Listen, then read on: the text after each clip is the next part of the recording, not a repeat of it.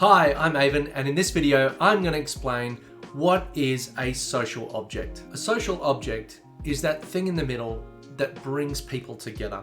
It's something that people talk about, and ideally, it's something that is shareable. Now, shareable can mean a shared experience, something like reading a book, watching a movie, visiting a particular location, or owning an iPhone. It's something that people talk about. It creates the conversation.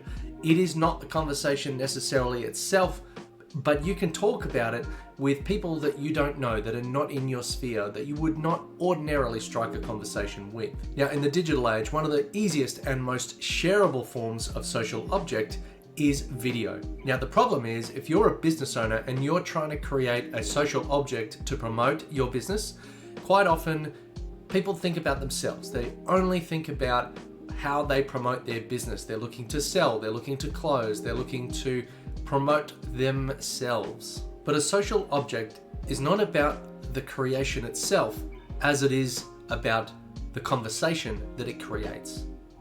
You can harness the power of a social object by facilitating a conversation, creating something that is about the people that are observing or using that social object, something they can talk about, something that is meaningful, helpful, weird, funny, anything that grabs attention and that creates some level of conflict that people will discuss with each other.